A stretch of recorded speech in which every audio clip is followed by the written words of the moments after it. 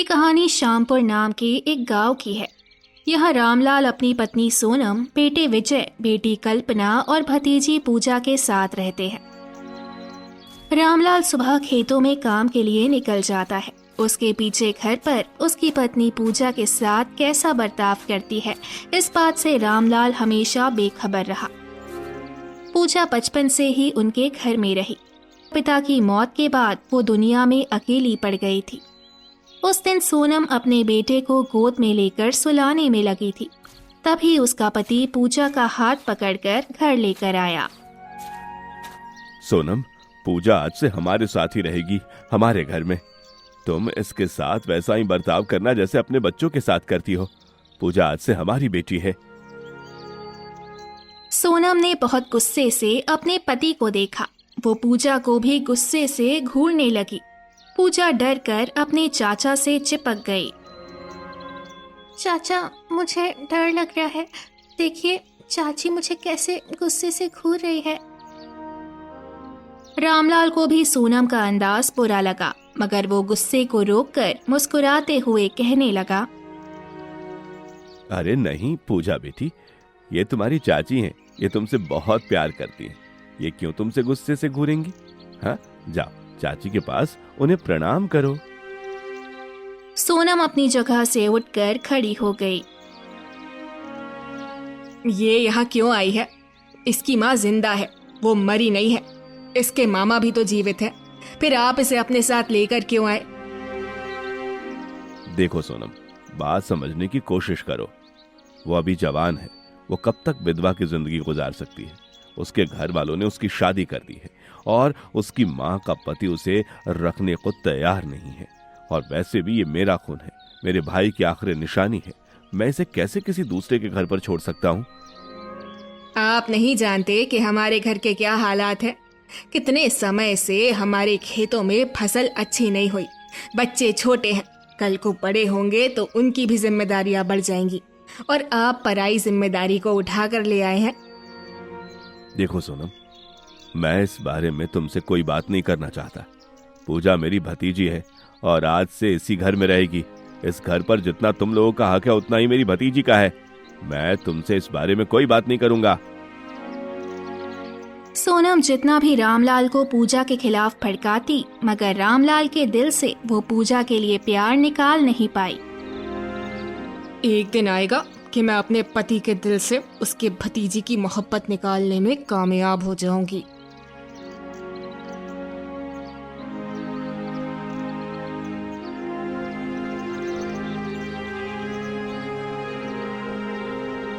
सोनम पूजा को सारा दिन काम में लगाए रखती, मगर फिर भी ना जाने क्यों उसका गुस्सा कम ना होता। इधर आओ पूजा, क्या कर रही हो तुम? सोनम की आवाज सुनकर पूजा भागी भागी उसके पास आई। बर्तन धो लिए हैं? सफाइयां कर ली हैं? जी चाची, सारे काम मैंने पूरे कर लिए हैं। और रात के खाने के लिए सब्जी भी काट के रख दी है और आटा भी गूंद लिया है? जी चाची, मैंने सारा काम कर लिया है। अब मैं अपने कमरे में जाकर पढ़ाई करने लगी हूँ। पूजा जल्दी से बोल पड़ी कि कहीं एक बार फिर से सोनम उसे काम पर ना लगा दे। किसकी इजाजत से तुम अपने कमरे में जा रही हो? मेरे पैरों में बहुत दर्द हो रहा है, मेरे पैर दबाओ। सोनम ने अपने पैर पूजा के सामने रख दिए। वो अपने छोटे छोटे हाथों से उसके पैर दबाने लगी। जब रामलाल घर आया तो सोनम ने जल्दी से पैर पीछे कर लिए। अब जाओ, अपने कमरे में जाकर पढ़ाई करो। रामलाल घर के अंदर आ गया। उसके हाथ में बहुत सारी मिठाइयाँ थी। ये मिठाइयाँ किस खुशी में? अरे, आज फसल बहुत अच्छी बिक गई है, इसी खुशी में मिठाई लेकर आया हूँ। देखा तुमने, जब से पूजा इस घर में आई हमारे घर में भी खुशहाली का रास्ता आ गया है। जितनी फसल मैं 2 साल में बेचा करता था वो 1 साल में बेच ली। आपको तो बस बहाना चाहिए अपनी भतीजी की तारीफ करने का। और एक आपकी भतीजी है हर वक्त मेरे कमरे में घुसी रहती है। मजाल है जो कोई काम कर ले। अरे वह तो बिल्कुल छोटी सी बच्ची है। तुम मुझसे क्या उम्मीद रखती हो कि वह तुम्हें घर के काम करके देगी? अरे हमारी कल्पना जितनी ही तो है वो। अरे आप कल्पना के साथ मत मिलाया करें। मेरी कल्पना बहुत समझदार है और आपकी भतीजी बहुत ही ज्यादा नालायक और बेवकूफ लड़की है। अब की बार रामलाल ने कोई बात नहीं की। वो जानता था कि जितना बोलेगा उतना ही उसकी पत्नी गुस्सा करेगी। इसीलिए वो बात बदलकर उसके मायके वालों का हाल पूछने लगा। उन दिनों पूजा के पेपर होने वाले थे। सोनम उसे हर वक्त स्कूल से आने के बाद काम पर लगा रखती। घर की अच्छी तरह सफाई करनी है। दिवाली आने वाली है और अभी तक हमने पर्दों और चादरों की सफाई तक नहीं की। जल्दी से मेरे साथ लगकर पूरे घर की सफाई करो। सोनम ने थोड़ा बहुत काम किया, फिर वो एक जगह बैठकर पूजा को हुक्म देने लगी। वो छोटी सी बच्ची छोटे हाथों से काम करती और जब काम गलत हो जाता तो सोनम उससे बहुत मारती। पता नहीं कौन सा बुरा दिन था जब मेरे पति तुम्हें लेकर आए। अरे तुमने तो मेरा सुकून बर्बाद कर दिया है। मेरे दहेज के बर्तन तोड़ दिए, अभी तो मैंने इस्तेमाल भी नहीं किए थे। सोनम उसे मारती जाती और उसे गालियां देती जाती। सारा दिन घर के कामों में बिजी रहने के कारण पूजा पेपर की तैयारी भी नहीं कर सकी। पूजा पूरे पेपर खाली छोड़कर घर आ गई और जब रिजल्ट आया तो पूजा पेपर में फेल हो गई। पूजा, इधर मेरे पास आ। आज मैं तुम्हारे स्कूल गया तुम्हारा रिजल्ट पता करने। मुझे पता चला तुम फेल हो गई हो। ऐसा क्यों? तुम पढ़ाई क्यों नहीं करती? पूजा सिर झुकाकर खड़ी हो गई। इसका पढ़ाई की तरफ ध्यान ही नहीं है। आपको मैंने कहा भी है कि इसे इतने महंगे स्कूल में मत डाले, मगर आप मेरी बात नहीं मानते। पूजा दिन ब दिन कमजोर होती गई। पढ़ाई भी उसके बस से बाहर होने लगी। चाचा, मैं आज के बाद स्कूल नहीं जाऊंगी। मुझसे पढ़ाई नहीं होती। पूजा सिर झुकाकर रोने लगी। वो रामलाल को सच नहीं बता सकी कि उसे घर पर पढ़ने का समय ही नहीं मिलता और स्कूल में टीचर भी मारती है। देखो, तुम्हें पढ़ाई करनी होगी, वरना मैं तुम्हारी माँ और दुनिया वालों से क्या मुंह दिखाऊंगा। सब कहेंगे कि मैं अपनी अनाथ भतीजी को पढ़ा भी ना सका। जब वो खुद कह रही है कि वो नहीं पढ़ सकती तो आप उसके साथ जबरदस्ती नहीं कर सकते। वैसे भी वो बहुत नालायक है, इसे कुछ भी याद नहीं होता। हर वक्त सोनम पूजा को मारती रहती, उस पर जुल्म करती। सारा दिन कामों में लगे रहने की वजह से पूजा का पढ़ाई से बिल्कुल मन हट गया। स्कूल से टीचर भी शिकायतें करने लगे। देखिए मिस्टर रामलाल, आपके बाकी दोनों बच्चे भी इस स्कूल में पढ़ते हैं। दोनों बहुत होशियार हैं, बहुत ही तेज दिमाग। जो एक बार उन्हें पढ़ा दिया जाए उन्हें याद रह जाता है। मगर आपकी ये भतीजी, इसकी होमवर्क भी नहीं पूरी होती है, सबक भी नहीं पढ़ती है। हाँ, अब मेरी माने तो इसे घर बिठा लें। वैसे भी इसके ऊपर पैसे बर्बाद करने का कोई फायदा नहीं। और इस तरह से पूजा की पढ़ाई भी छूट गई। अब वो सारा दिन घर में सोनम के सामने रहने लगी। सोनम का दिल चाहता तो उसे मारने लगती, जब दिल चाहता सारा दिन काम पर लगाए रखती।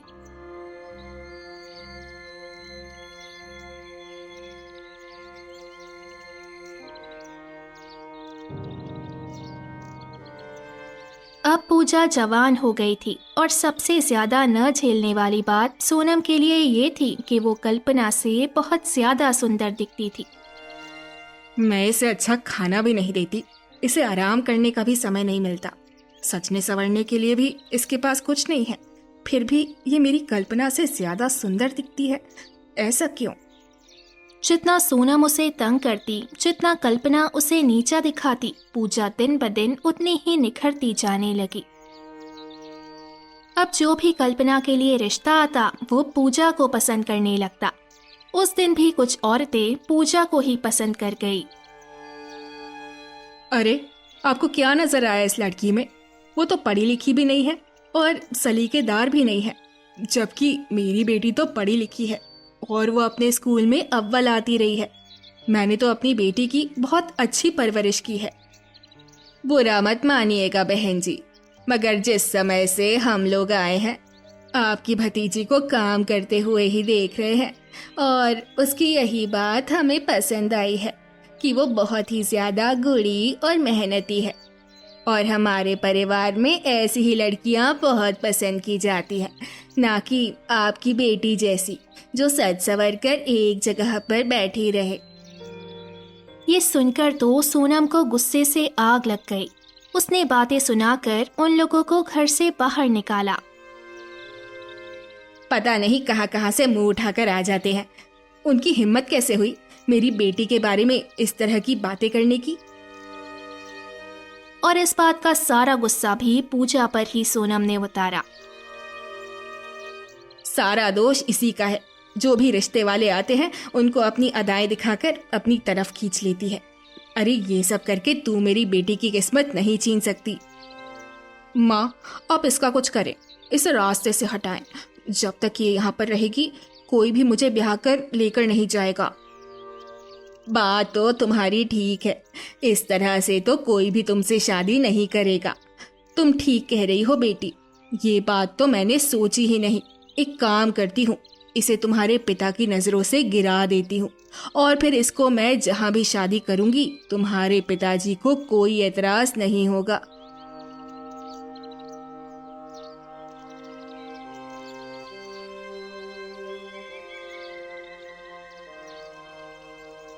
अगले दिन से ही सोनम ने अपनी चाल पर काम करना शुरू कर दिया। उनका स्टोर घर के ऊपर वाले हिस्से में था। उन दिनों सर्दी बहुत ज्यादा थी। वो रात को किचन में आई। पूजा बर्तन धोकर अपने कमरे में जाने ही वाली थी। बर्तन धो चुकी हो क्या? जी चाची, मैंने बर्तन भी धो लिए हैं और किचन भी साफ कर दिया है। हाँ ठीक है, अब एक काम करो, ऊपर से मेरे लिए नई रजाई लेकर आओ। मुझे बहुत सर्दी लग रही है, एक रजाई में मेरा गुजारा नहीं है। ठीक है चाची, मैं अभी आपके लिए रजाई लेकर आती हूँ। पूजा नहीं जानती थी कि आज उसके साथ उसकी चाची क्या खेल खेलने वाली है। पूजा जब रजाई लेने के लिए ऊपर गई तो थोड़ी ही देर के बाद उसकी चाची भी वहां पर आ गई और फिर वो जोर जोर से चिल्लाने लगी। पूजा घबरा गई। चाची, क्या हुआ? आप इतना जोर जोर से चिल्ला क्यों रहे हैं? सब ठीक तो है? आपकी तबीयत ठीक है? मैं जानती थी कि तुम एक ना एक दिन ये गुल जरूर खिलाओगी, मगर फिर भी मैंने तुम्हारे चाचा से कोई बात नहीं की, ये सोचकर कि वो ये ना सोचे कि मैं उन्हें उनकी भतीजी के खिलाफ कर रही हूँ। चाची, हुआ क्या है? मैंने क्या किया है? आपको मेरी कोई बात बुरी लगी है क्या? शोर की आवाज सुनकर कल्पना, विजय और रामलाल भी छत पर आ गए। क्या हो गया सोनम? आधी रात को ये क्या तमाशा है? आप मेरी बात पर भरोसा नहीं करेंगे। कभी आपने मुझे समझा ही नहीं, हमेशा मुझे अपनी भतीजी का दुश्मन समझा। अरे सोनम, बात क्या है? सीधी तरह बात करो। आधी रात का समय है और तुमने अजीब ही तमाशा लगाया हुआ है।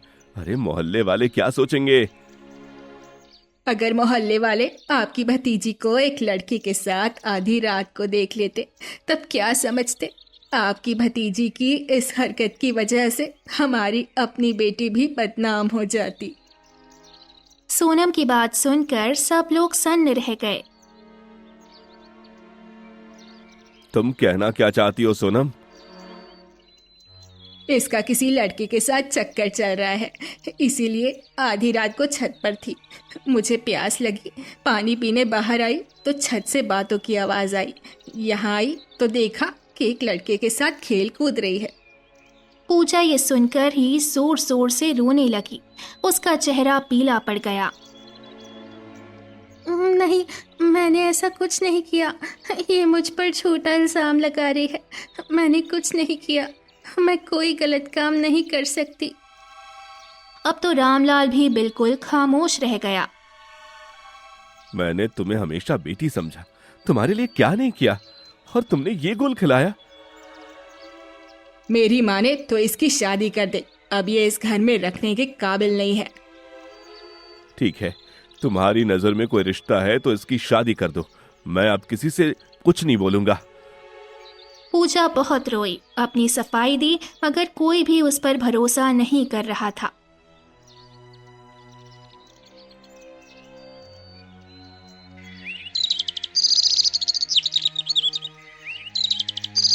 सोनम ने अपनी एक दोस्त के साथ मिलकर एक शराबी और नशेड़ी के साथ पूजा का रिश्ता तय कर दिया। मैंने आपकी भतीजी का रिश्ता अपनी दोस्त के रिश्तेदार के साथ तय कर दिया है।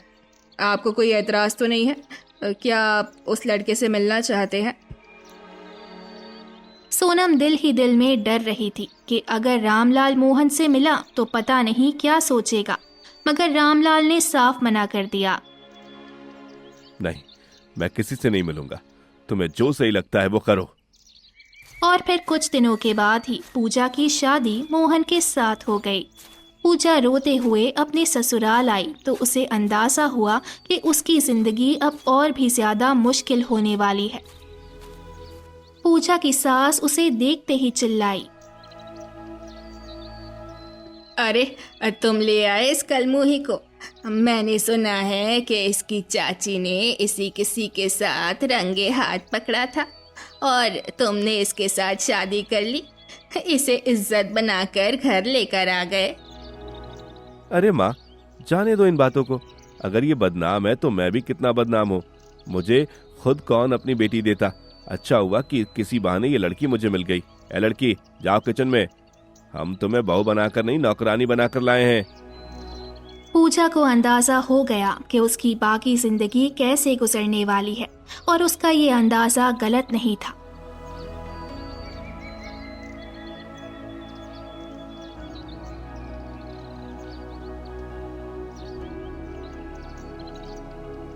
अगले दिन सुबह सुबह सास ने उसे उठा दिया। अरे ये क्या, अभी तक सो रही है? चलो निकलो बाहर, मेहमान आएंगे, उनके लिए खाने पीने का इंतजाम करना है। पूजा ने अपने आंसू रोककर घर के सारे काम करना शुरू कर दिए। वैसे भी उसे काम करने की आदत थी। चलो, ये बात तो माननी पड़ेगी, तुम हो बहुत गुड़ी, काम भी जल्दी जल्दी करती हो। हाँ माँ, ये बात तो मैंने भी महसूस की है। चलो अच्छा है, कोई तो अच्छी बात है तुम्हारी बहू में। वक्त गुजरने के साथ साथ पूजा को अंदाजा हुआ कि उसकी चाची ने उसे कैसी मुसीबत में फंसा दिया है। मोहन नशा करता और जब उसे पैसे चाहिए होते तो वो पूजा को आकर मारता। मुझे पैसे चाहिए।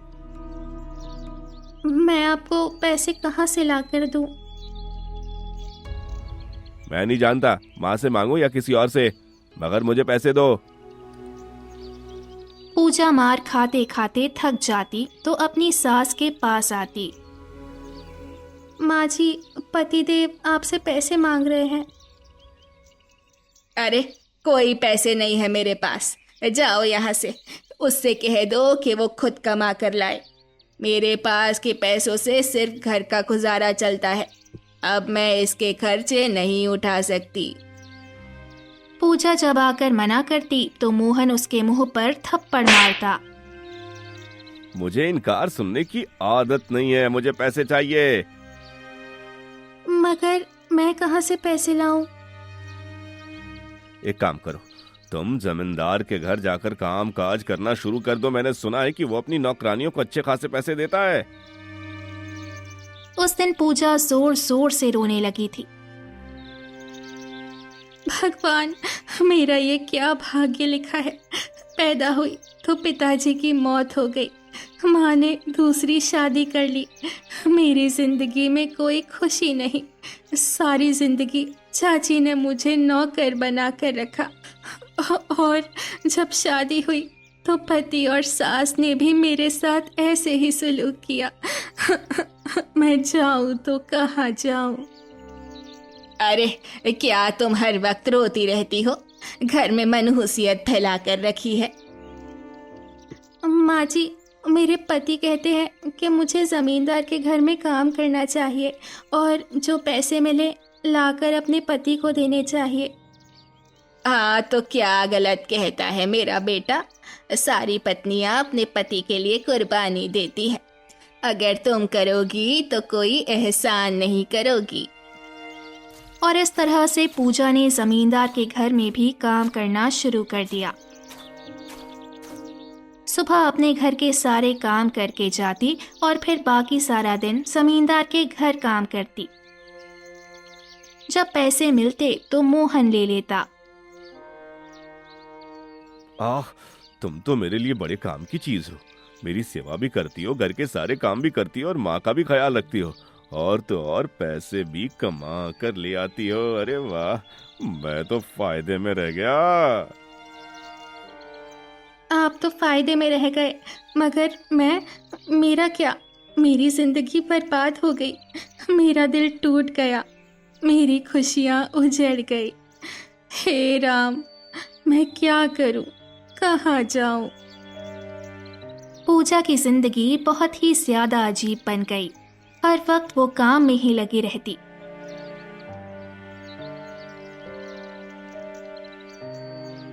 रात को जब टूटी कमर के साथ लेटती तो मोहन उठा देता। अरे, तुमने किसी ने सिखाया नहीं कि पति की सेवा करनी चाहिए? मेरी टांगे दर्द कर रही हैं, मेरी टांगे दबाओ। मैं सारा दिन घर के कामों में लगी रही हूँ। जमींदार के यहाँ बहुत काम था, बहुत सारे कपड़े धोने वाले थे। मैं थक गई हूँ। तुम मुझे मना कर रही हो? अपने पति को मना करती हो? अगर मैं तुम्हें धक्के देकर बाहर निकालूं तो कौन रखेगा तुम्हें? पूजा आंसू पोंछते हुए अपने पति के पैर दबाने लगती और वो मजे से सो जाता।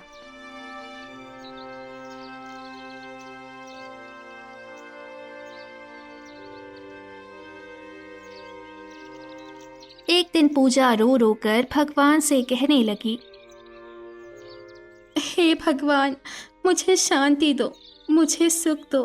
मैं अपनी जिंदगी से बहुत तंग आ गई हूँ, मैं अब और नहीं जी सकती। पूजा नहीं जानती थी कि उसकी प्रार्थना इतनी जल्दी सुन ली जाएगी। उस दिन मोहन अपने दोस्त के साथ शहर गया। वापसी में उन्हें बहुत देर हो गई।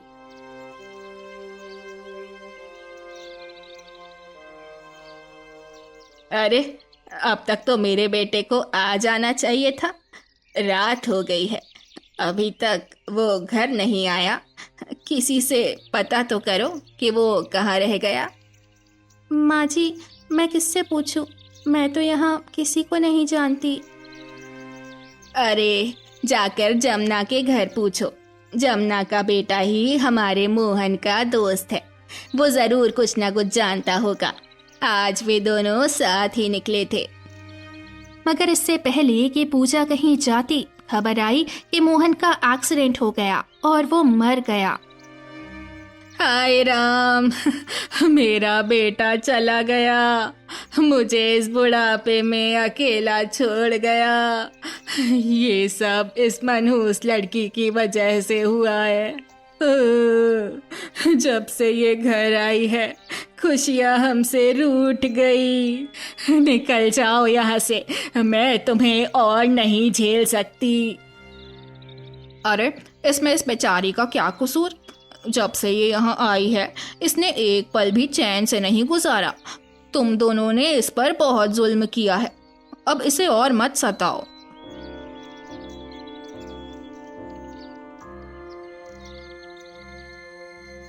पूजा बहुत रो रही थी। उसके पति की लाश सामने थी और वो पत्थर की मूरत बन गई थी। अगर मुझे पता होता कि भगवान मेरी प्रार्थना ऐसे पूरी करेंगे तो मैं कभी सुख और शांति नहीं मांगती। अब मैं कहाँ जाऊंगी? क्या फिर से चाची के घर, जहाँ उन्होंने मेरा जीना मुश्किल कर दिया था? पति के आखिरी काम क्रियाक्रम के बाद सास उसे घर से निकालने लगी। अब मैं तुम्हें इस घर में नहीं रख सकती, तुम चली जाओ यहाँ से। वरना तुम्हारी मनहूसियत से मैं भी मर जाऊंगी। माँ जी, मेरे साथ ऐसा अन्याय मत कीजिए, मुझे मत निकालिए। मैं आपकी सेवा करूंगी, आपका ख्याल रखूंगी, बस एक कोने में पड़ी रहूंगी। नहीं नहीं, अब मैं तुम्हें बर्दाश्त नहीं करूंगी। चली जाओ, मैं अपनी बेटी के घर जा रही हूँ और इस घर को किराए पर दे दूंगी। जाओ अपने चाचा के घर। सास ने उसे घर से बाहर निकाल दिया। वो रोती हुई चाची के घर पहुंची। तू मनहूस लड़की एक बार फिर मेरे घर आ गई। क्या सोच कर आई है यहाँ? चाची, ऐसा मत कीजिए, मैं आपकी नौकरानी बन जाऊंगी, बस मुझे बाहर मत निकालिए। मेरी सास ने भी मुझे निकाल दिया है। तो तू है ही इसी लायक कि सब तुझसे नफरत करे। क्यों चाची, आखिर मेरी गलती क्या है? मैंने किसका क्या बिगाड़ा है? मेरे सामने जबान मत चला, निकल यहाँ से। सोनम ने धक्के देकर उसे बाहर निकाल दिया। पूजा दरवाजे के बाहर बैठकर रोने लगी। मैं कहाँ जाऊं? मेरा कोई घर नहीं है, कोई मुझे रखने को तैयार नहीं है। पड़ोस की एक चाची जो उसे बचपन से जानती थी, उसे पूजा पर बहुत दया आई। वो उसे अपने घर ले आई। पूजा, मेरे घर के हालात तुम देख ही रही हो। मेरे पास एक ही कमरा है जिसमें मैं बच्चों के साथ रहती हूँ। मैं तुम्हें हमेशा यहाँ नहीं रख सकती, बस एक रात के लिए रख सकती हूँ। कल मैं तुम्हें किराए के पैसे दे दूंगी। तुम अपने मामा के घर चली जाना, वे तुम्हें रख लेंगे। अरे हाँ चाची, ये तो मैंने सोचा ही नहीं। मामा मामी मुझे रख सकते हैं, मैं बचपन में वहाँ गई थी। पता नहीं वो मेरे साथ कैसा बर्ताव करेंगे।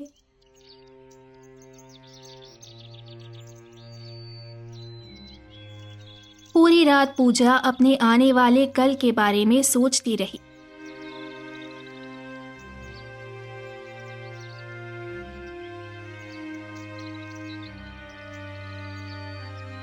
सुबह नाश्ता करके और पैसे लेकर वो सफर पर निकल पड़ी।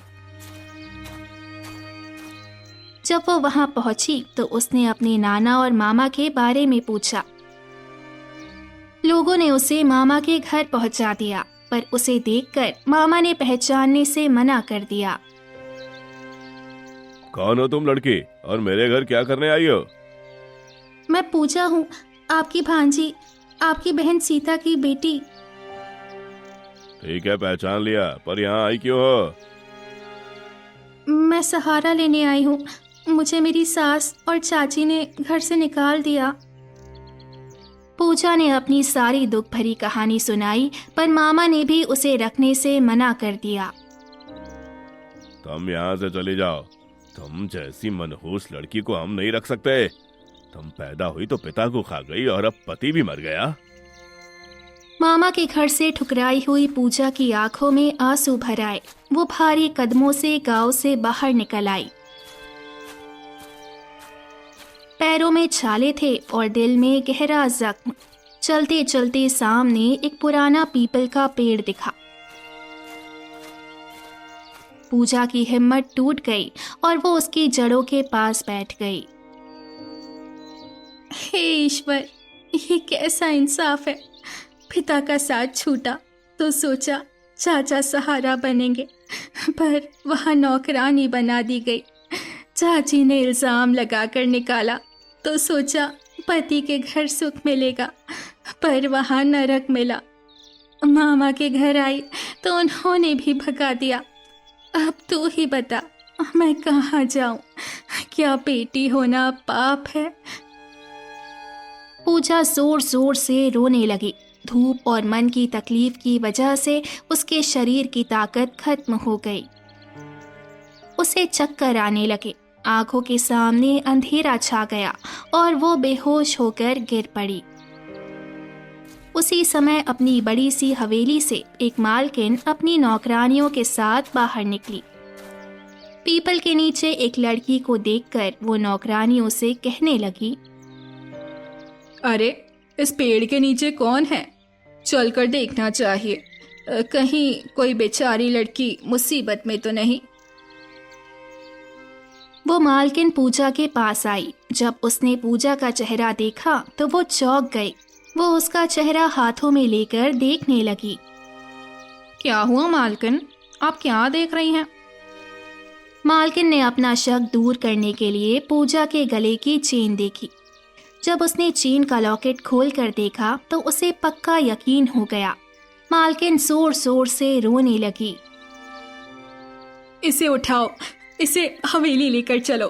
पता नहीं मेरी बेटी के साथ क्या क्या हुआ है। नौकरानियों ने पूजा को उठाया और एक कमरे में ले आई। जब पूजा को होश आया तो उसने देखा कि वो एक बहुत सुंदर और ठंडे कमरे में है। उसका सिर किसी की गोद में था और कोई बहुत प्यार से उसके बालों को सहला रहा था। पूजा ने आंखें खोली तो सामने एक औरत को देखा जिसकी आंखों से बहुत प्यार बरस रहा था। मैं कहाँ हूँ? आप कौन है माँ जी? मैं तो पेड़ के नीचे थी। शांत हो जा बेटी, तू अपने घर में है। भगवान का शुक्र है कि तू मुझे सही समय पर मिल गई। आपका चेहरा जाना पहचाना लगता है। क्या मैंने आपको पहले कहीं देखा है? बेटी, ये लॉकेट तुम्हारे पास कब से है? ये तुम्हारे पास कैसे आया? ये तो मेरी माँ की आखिरी निशानी है। मैंने इसे कभी अपने गले से नहीं उतारा, चाहे कितने भी दुख मिले हों। इसे हाथ में पकड़कर मुझे शांति मिलती है। इसमें मेरी और मेरी माँ की छोटी सी फोटो है। और ये देख, ये मैं ही हूँ पूजा। मैं तेरी माँ सीता हूँ। मैंने तुझे इसी लॉकेट से पहचाना। ये मैंने ही तेरे बचपन में तेरे गले में पहनाया था ताकि भगवान तेरी रक्षा करे। और आज तुझे इस हाल में देखकर मेरा दिल फटा जा रहा है। पूजा जोर जोर से रोने लगी और अपनी माँ से शिकायत करने लगी। माँ, आप मुझे छोड़कर कहाँ चली गई थी? क्या आपको पता है चाची ने मेरे साथ क्या किया? उन्होंने मुझे जानवरों से भी बुरा समझ कर रखा। आप मुझे लेने क्यों नहीं आई? दिल पर पत्थर रखकर जी रही थी पूजा। जब भी मैं तेरे चाचा के घर आई, तेरी चाची ने मुझे चोरनी कहकर भगा दिया। वो धमकी देती थी कि अगर मैं तुझसे मिली तो वो तुझे घर से बाहर फेंकवा देगी। मैंने तेरी भलाई के लिए दूरी सही। मैं तेरे लिए पैसे भी भेजती थी, पर वो राक्षसी सब खुद खा गई और तुझे कुछ नहीं बताया। तो आपने मुझे अपने साथ क्यों नहीं रखा? वहाँ भी बहुत दुख थे। मेरा दूसरा पति अपने परिवार की बातों में रहता था। वो मुझे तुझसे मिलने नहीं देता था। उसने मुझे घर में कैद रखा। पर भगवान का न्याय देख, एक एक्सीडेंट में उसकी दोनों टांगें टूट गई। जिन भाइयों के लिए वो मुझ पर जुल्म करता था, उन सब ने उसे छोड़ दिया। तब सिर्फ मैंने ही उसकी सेवा की। मरने से पहले उसे अपनी गलती का एहसास हुआ और उसने ये बड़ी हवेली और सारी जायदाद मेरे नाम कर दी। अब मैं यहाँ की मालकिन हूँ और तू यहाँ की राजकुमारी बनकर रहेगी। माँ, क्या मैं सच में हमेशा तुम्हारे साथ रहूंगी? माँ, आज मेरा दिल बहुत टूटा था। मैं बहुत रोई। अब मत रो मेरी बच्ची। अब हमारी जिंदगी में सिर्फ खुशियाँ आएंगी। कुछ महीने बीत गए। पूजा अब बिल्कुल बदल गई थी। उसकी माँ ने उसकी शादी शहर के एक बहुत अच्छे और संस्कारी लड़के आकाश से कर दी। आकाश ने पूजा को बहुत इज्जत और प्यार दिया। उधर श्यामपुर गांव में चाची सोनम के पाप का घड़ा भर चुका था। उसकी अपनी बेटी कल्पना, जिसके लिए उसने पूजा की जिंदगी बर्बाद की थी, वो घर के गहने और पैसे लेकर एक बुरे लड़के के साथ भाग गई थी। हाय, मैं लुट गई। मेरी कल्पना ने मेरी नाक कटवा दी। मैंने पूजा पर झूठा इल्जाम लगाया था। आज वो कलंक मेरी बेटी के माथे पर लग गया। ये सब तुम्हारे कर्मों का फल है सोनम। तुमने उस अनाथ बच्ची को तड़पाया, उस पर झूठा दोष लगाया। आज भगवान ने सब कुछ सच सामने ला दिया। हाँ, मुझे अपनी गलती का एहसास है। मुझे बताइए, पूजा कहाँ है? मैं उसके पैरों में गिरकर माफी मांगूंगी। शायद तभी मेरे दिल को शांति मिलेगी। मैं उसे पता करने गया था। उसके मामा ने बताया वो अपने माँ के पास चली गई। अब वो हमसे कभी नहीं मिलेगी। सोनम रोती पीटती पूजा की हवेली पहुंची और उसके पैरों में गिर पड़ी। पूजा बेटी, मुझे माफ कर दो। मैंने तेरे साथ बहुत अन्याय किया। मैंने तुझ पर झूठा इल्जाम लगाया, पर आज मेरी अपनी बेटी भाग गई।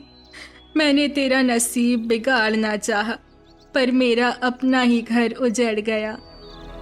चाची उठिए, मैंने आपको कब का माफ़ कर दिया है।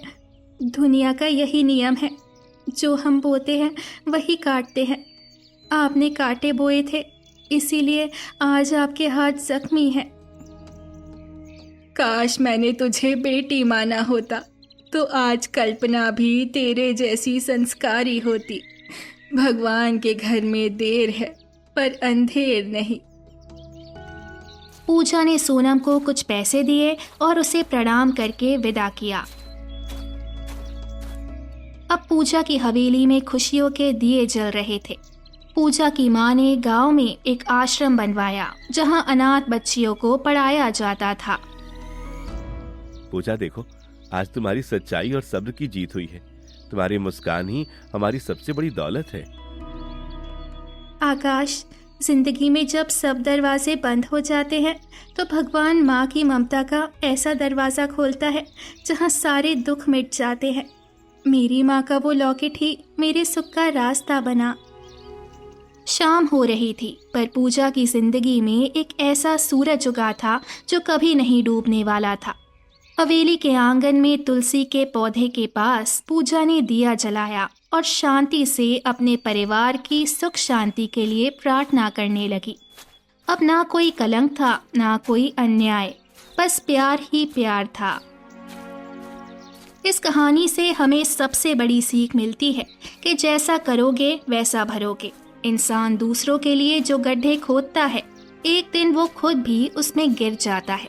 जैसे सोनम ने पूजा की जिंदगी बर्बाद करने के लिए उस पर झूठा इल्जाम लगाया, लेकिन अंत में उसकी अपनी बेटी ने ही उसे समाज में बदनाम कर दिया। दूसरी तरफ ये कहानी हमें सिखाती है कि सब्र का फल मीठा होता है। अगर इंसान मुश्किल से मुश्किल घड़ी में भी सच्चाई और सब्र का रास्ता ना छोड़े, तो भगवान उसकी मदद जरूर करता है। पूजा ने हर दुख को चुपचाप सहा, इसीलिए आखिर में उसे उसकी माँ भी मिली और एक सुखी जीवन भी। तो दोस्तों, कैसी लगी आपको ये कहानी? हमें कमेंट के जरिए ज़रूर बताएं और साथ ही ऐसी और मज़ेदार कहानी के लिए चैनल को सब्सक्राइब करें। धन्यवाद।